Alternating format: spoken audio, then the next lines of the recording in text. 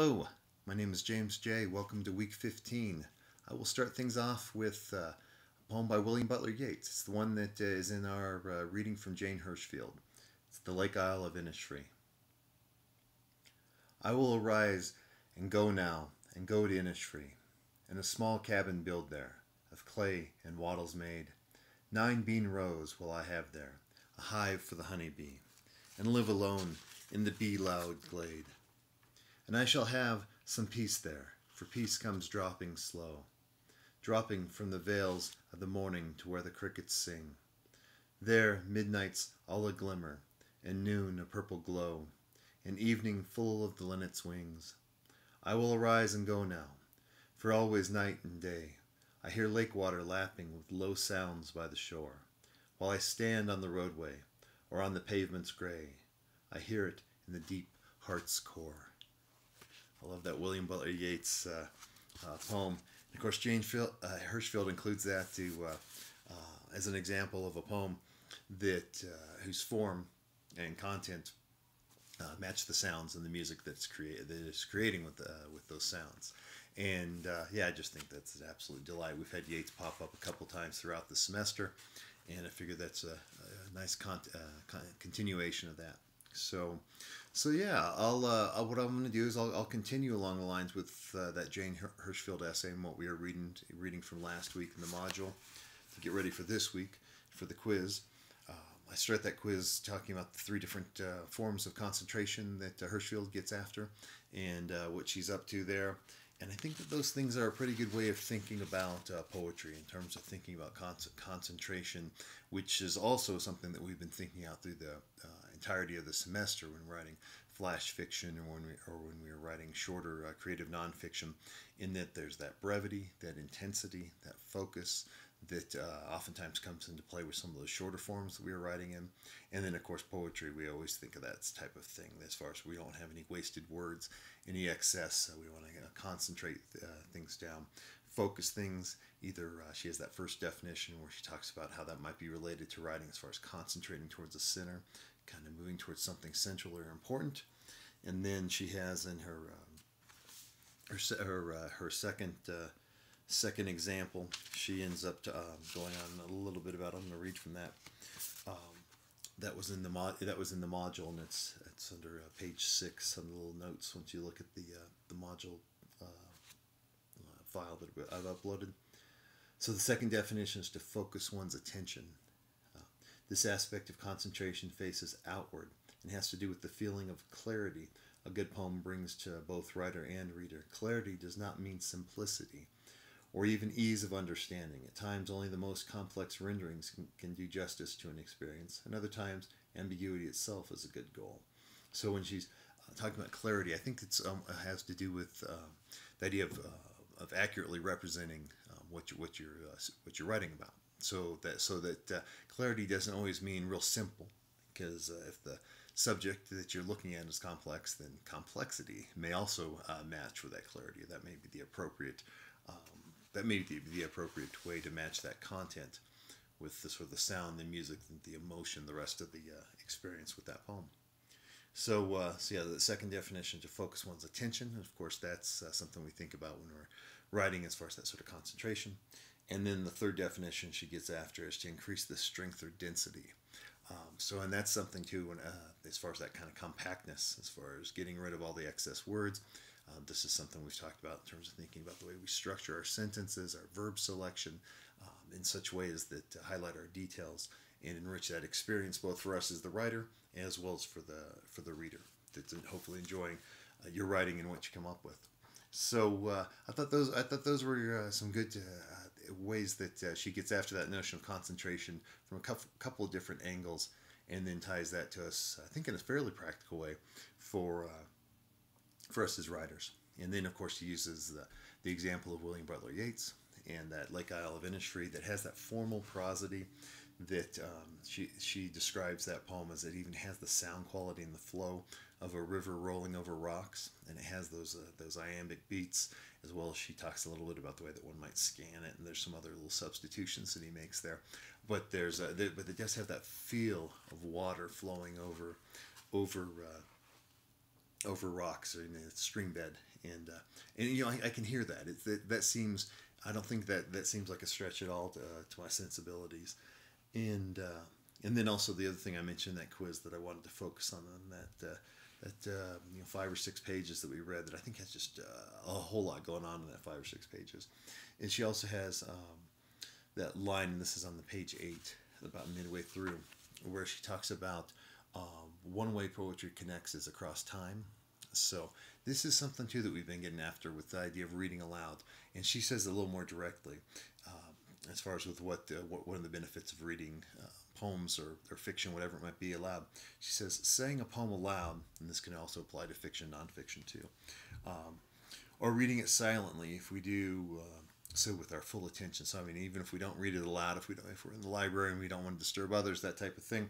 So, but if we're still reading with concentration, really paying attention to almost kind of mouthing it to ourselves, our bodies as well as our minds enter the rhythms present at the poem's conception. We breathe as the author breathed. We move our own tongue and teeth and throat in the same way they moved in the poem's first making. There's a startling intimacy in this. Some echo of a writer's physical experience comes into us when we read her poem. If the poem is our own, it is our own past that re-inhabits our bodies, at least in parts.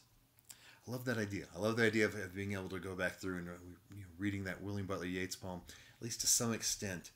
In order to physically read that poem aloud, I have to make as far as we're all designed pretty much the same as humans, right? So that physically I have to do similar things to pronounce those words, those phrases, those lines, the way that Yeats did. Yeah, there's dialects, and there's different ways of making certain emphasis, but there's still our diaphragm, our bodies breathe in, they breathe out, and they speak in the same sort of way. And I love that that's at least in some ways a little connection to writers that came before us. I find that to be a blast, and she gets after some of those that physical components of how it connects us to the past. And continues on a little bit more with that. But she also says, but it also lives in the moment in us. Emotion, intellect, and physiology are inseparably connected in the links of a poem's sound. It is difficult to feel intimacy while shouting. So she gives these sort of counter examples or things that wouldn't work, right? One doesn't feel intimate if one is shouting. To rage in a low whisper. Can't really rage and rant in a low whisper. To skip and weep at the same time. I think that's a great example. You wouldn't be skipping down the street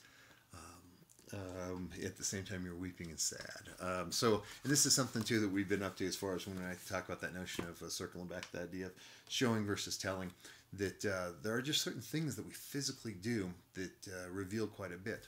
And we've been talking about that in terms of writing, when we were able to show emotion and a character's mindset through their physical actions, right? I think that's one of the things she gets up to with that concept of a poem. A poem work in a certain rhythm and way that's connected to music, right? Music somehow, there's something about music that gets us sort of tapping or moving or doing something with the beat, whatever it might be. And I think that there's certainly something with poetry. I think this also can apply with prose as well, some of the fiction or nonfiction that we talked about as well, but particularly poetry and music connect together. So this Jane Hirshfield essay, I think, does a good job of bringing up some of those things. And I really do like the way that she considers how reading a poem aloud is a physical act. There's a certain physically going on when we're doing that, and it's again something we've been using as a tool for revision, for a tool to work out the sort of the kinks in our own writing, see how things sound, and letting our ear help revise. She also contends that there's something when we get a poem, especially just right, when we've really landed it, it's working, it's true to our voice, and so somehow it's hit that spring where it's like, this poem is working. This piece of writing is really striking, and you know it. You can feel when you're in that rhythm or that groove. And Jane Hirshfield would say that also that we as the readers can to some extent read that poem in the same sort of physical way and get into that same sort of groove and that same sort of rhythm as well. So I think those were that essay was I think a real good one to close up for our last essay on poetry for the semester. And some of those concepts are good to think about. I'm gonna circle around to the beginning of that essay as well. And this wasn't the part that was on the quiz, but she talks a little bit about how a lot of times writers have routines where they set like pencils in a certain way on the desk and then they begin writing. Whatever it might be, some people have real particular goofy routines, but it works for them to get them in that mode. I mentioned at the very beginning of the semester, I like to start out the class by reading some writing, usually a poem, but there's some short writing that's working in a really deliberate way, really concentrated way, and so that I'll read that at the beginning of the lecture, and that gets me going to thinking about poetry or to thinking about literature or about fiction in a way that all the other language or information we run across over the course of the day doesn't. It moves in a different sort of manner. So that's my routine, and I'll do that about anywhere because I find myself, as far as with just my own work, family, those sort of obligations, I can't really have a space that I can claim in the same sort of way and have some sort of ritual over to begin writing. A lot of times I'm writing, working stuff out, especially in my head. I'm walking, I'm out walking the dogs, but I'm thinking about certain images and lines, and things kind of come back to me. And I tend to try to hold a lot of stuff in my head for a while, and then offload it into parts and pieces. Writing in journals and taking notes here and there, and then I'll sit down in my routine and get moving. So I tend to not have a whole lot of particular gestures that I make, just because I just don't have that sort of time.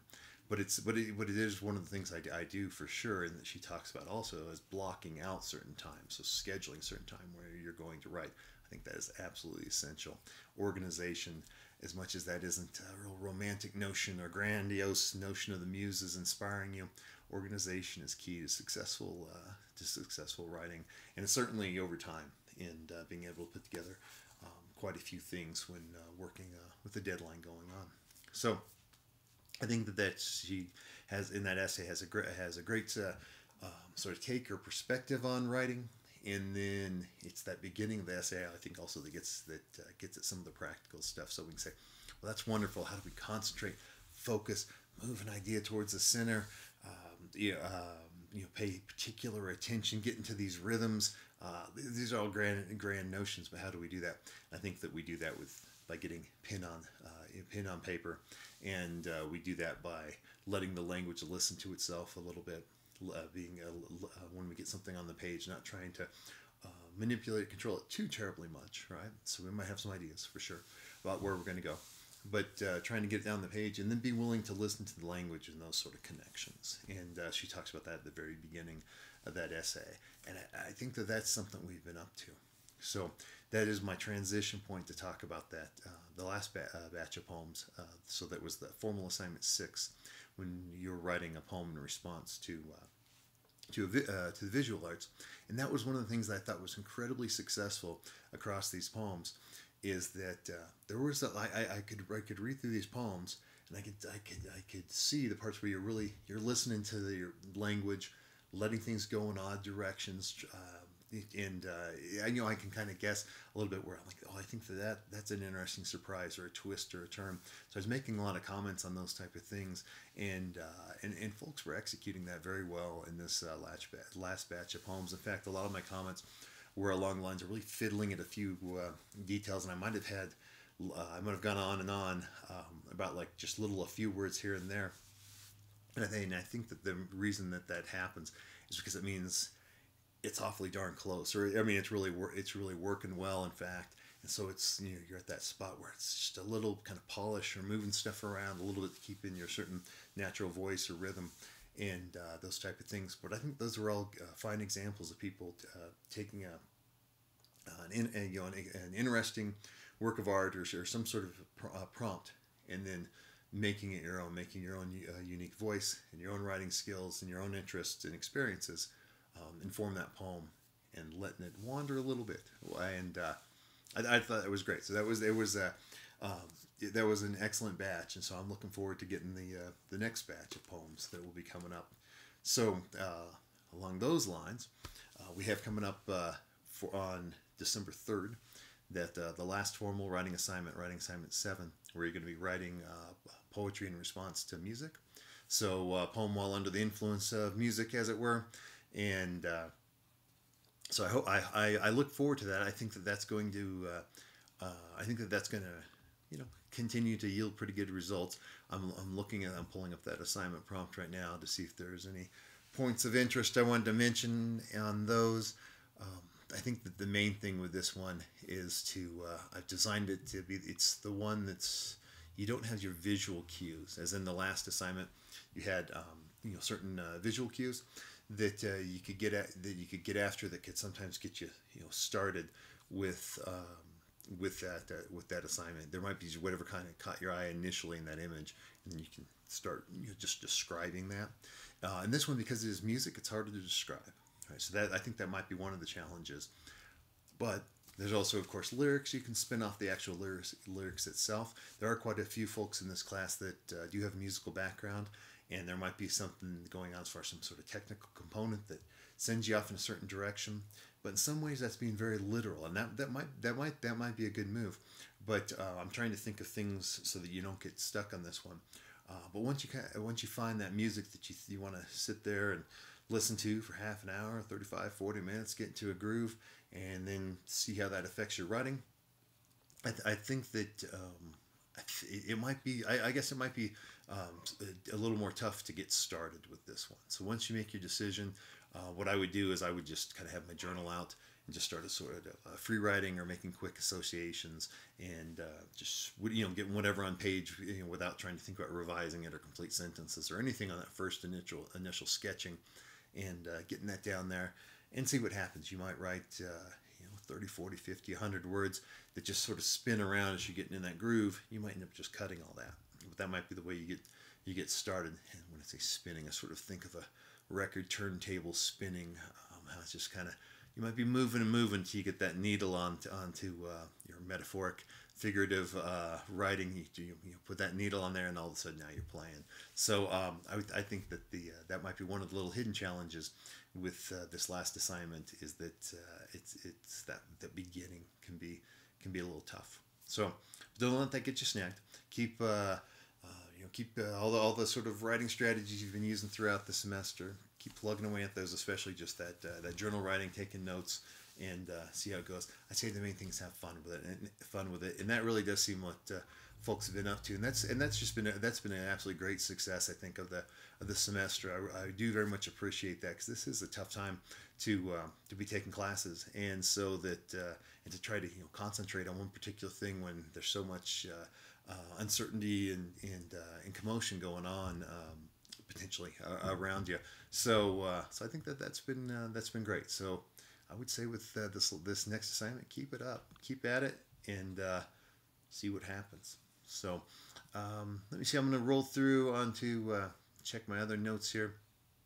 One other thing, the recitation of one of your poems. So that is also, once you've completed that third poem, that I assignment number 7. Go pick the third one, or pick out of those 3 poems. You will have written 3 poems for the class, and pick the one you like the most. Hopefully, the one you like the most. And once you have it all polished, ready to go, give it a recording. Same thing as when we did the recording of our first flash fiction assignment way back at the beginning of the semester. Same sort of thing. I think the YouTube link I suggested, that's probably easiest to do a little video, upload it onto YouTube, and then just send me the link, email me the link, and I'll check that out. And I think that'll be a good way to sort of book in the way that we started with the idea of our voice, and using that as a tool to help translate what's in our mind onto the written page. So that we'll give that a go again and see how this one works. If you get stuck on any of the technology side, don't be. That's okay.